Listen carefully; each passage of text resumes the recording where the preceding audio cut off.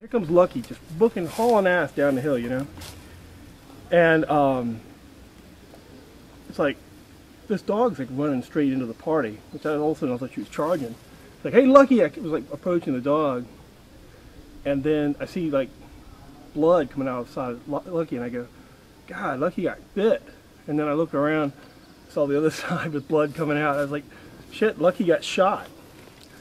So we tried to get Lucky down to his owner's house. Yeah, he wasn't there, and I guess Lucky ended up going up underneath some house, down under Thelma's house actually.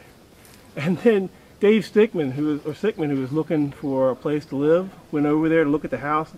They were doing a house inspection, and they go up underneath the house, and all of a sudden there's something moving in the back in the crawl space. And Lucky had crawled, this about 3 or 4 days after he got shot. It was back in the crawl space, and David gets the dog out, and they took it to the SPCA, and that's how Lucky got saved.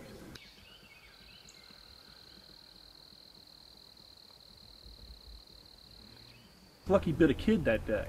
That's the reason Lucky got shot. Bit this kid up on top of the hill, 3 or 4 places. Anyhow, so I can sort of see why he got shot, and I think I probably shot him too, had I had the chance. The dog like growled at my kids. The dog is a bit aggressive. It was an unfixed male. So Meredith called, like to finish the story off, Meredith calls to complain about the dog, tell animal control, man, the dog's a bit of a menace. When she didn't even say that, she just said he's an unfixed male, and I kind of worry about that. And the woman said, I can't tell you anything about the dog, but I can tell you this much. He's not unfixed anymore. That is the old general store that used to be next to the post office. The front of the store actually faced the post office, and the side of the store was right on the road. And downstairs was the Uncle Sammy's drugstore. So when we moved here, we were the youngest people here. It was full of all the people that had lived here for 60, 70 years. That was 1990. So all the people that owned this place were still here, but they were aging rapidly. They were 80s or so.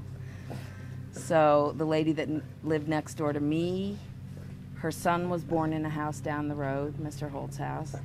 She lived there for 70 years, and her son was raised here.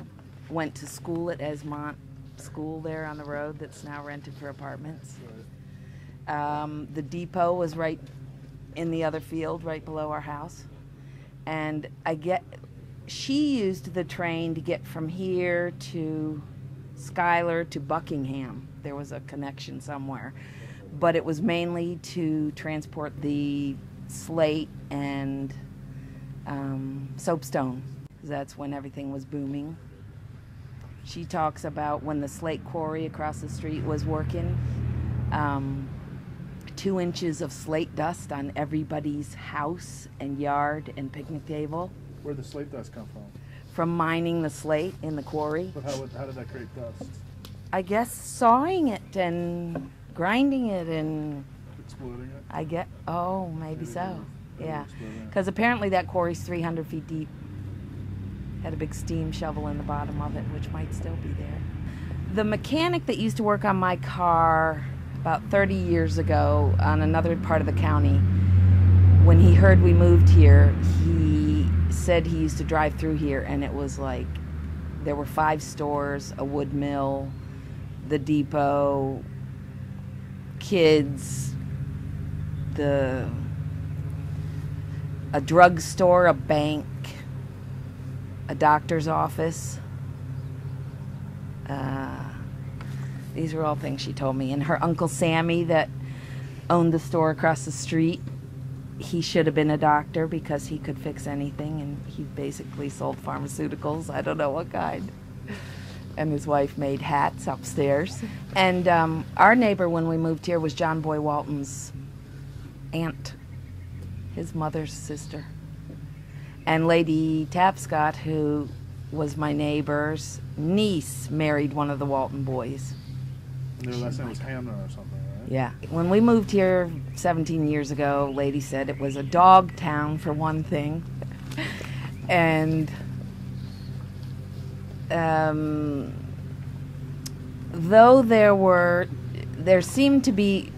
a north side and a south side, I guess. There seemed to be, some of the women weren't agreeing on things and all that kind of stuff. But anyway, when I moved here, we had little kids, and it was the beginning of a new, younger crowd coming in because everybody else's kids had gotten older and moved. They used to have 2 working schools here. So now we're the old ones, and a lot of great young people have moved in. And Is that good? yeah, moved here because they appreciated what it had. I think if the folks that used to live here were still here, they'd have a hard time with it. How come? Well, fireworks on a Sunday and amphitheaters and slip and slides. And although we used to do a big Halloween thing, and my little old neighbor loved that, drew a big crowd. Well, I was going to say focus on more fun. But really, the old Esmont used to have a baseball team, its own baseball team down in that field that they wanted to do a demolition derby in. So I guess they had fun too. It's certainly not as innocent and simple. The houses were built with hardly any closets, and the bathroom was put in my house after it was built, and now we have to have too many things and too many conveniences and way too much fun. And traveling back and forth to Charlottesville, they used to do that in a day, and maybe once every 2 weeks they wouldn't go to Charlottesville. So do you know this dog Lucky that lives around here? Yes, he doesn't come to see me much because he hurt my dog when he was getting old. So How'd that happen? he was just getting kind of old, and they were around our little fire on the patio, and people had hot dogs, and so basically that's what it was about.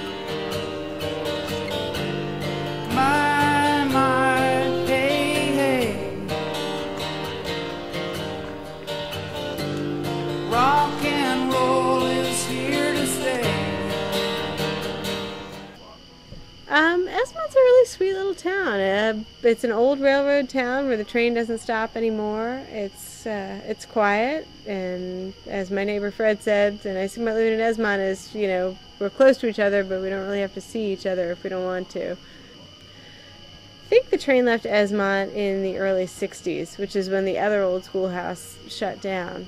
It was a slate quarry, and apparently there were some respiratory problems, and the dust was terrible, so the quarry shut down in the late 50s. Lucky was a puppy a couple of years ago, and we actually thought about adopting Lucky, but he went back to hang out at Carlos and Jane's house, and it seemed like he was kind of Jane's puppy.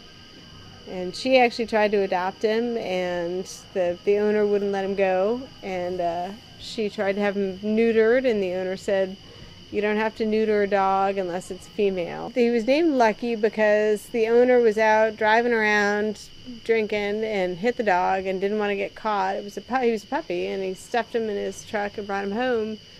And I guess the dog lived. He had a broken leg, but the guy named him Lucky because he had survived.